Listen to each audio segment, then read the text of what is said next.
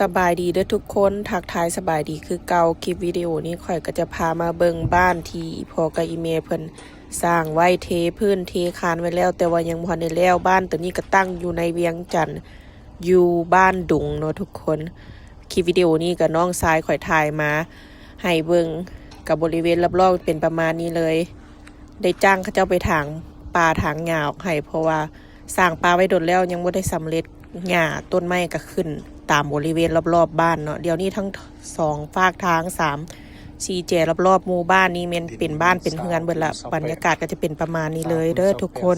โอเคไปเบิ่งกันเลย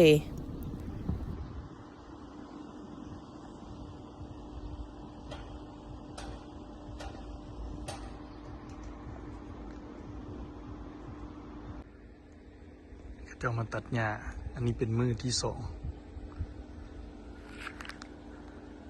อยู่บันดุงเด้อให้เพิ่นมาตัดหญ้าให้หล่อนเบิ่นนั่นนี่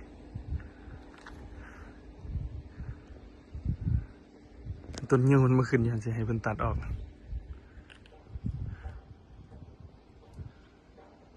ฟางนี่กับเขาเจ้าก็ไม่เฮ็ดเฮือนอยู่ในเต็มเบิด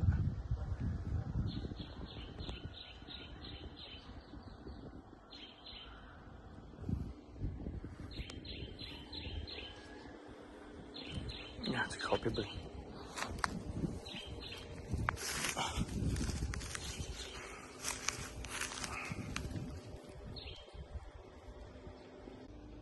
มึงมีฮอตต้นบักยิ้วนะสิให้ตัดออกได้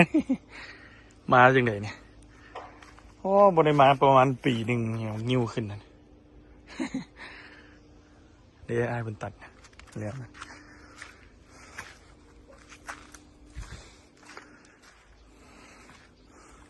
อันนี้เป็นโซนข้างหลัง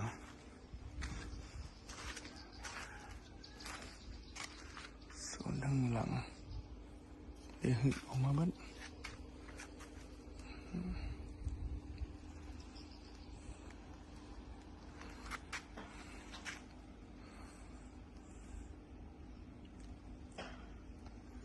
คนมาอยู่อ้อมแอมเต็มหมดแล้วเนี่ยอันนี้ถึงข้าง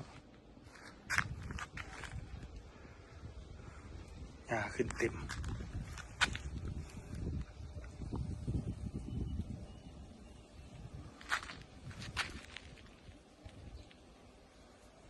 แต่ว่ากระเจ้าบ่ให้จุดเป็นบ่ให้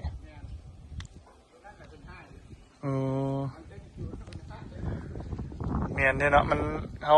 เป็นกระย่านมันไฟมันลามเนาะใครแต่ได้จุดแต่ถึงๆนี่เนาะ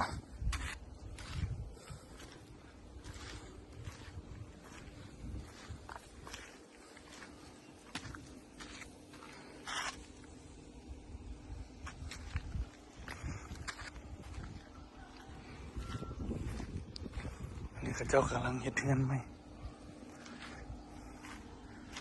โอ้กว้างตัวนี้นะเป็นแต่เฮ็ดต่ออยู่แล้ว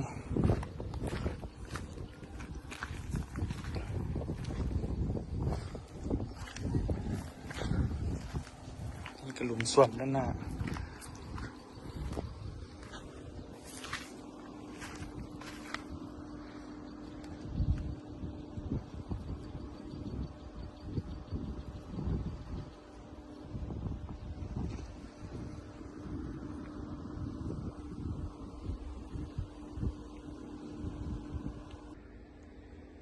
เจ้ามาตัดหญ้าอันนี้เป็นมือที่2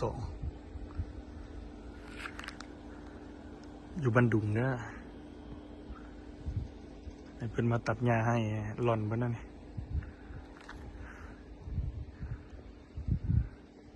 ต้นยิ้วมันมาขึ้นอย่างสิให้เพิ่นตัดออก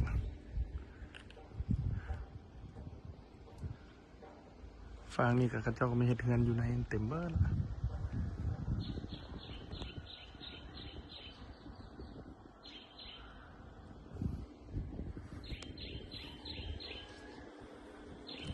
อยากจะเข้าไปเบิ่ง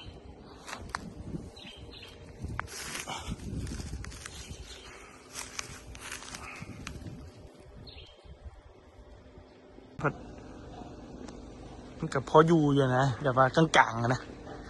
6 เมตร แมน6 เมตรคูณ20 ป่ายพวกนั้นนะ22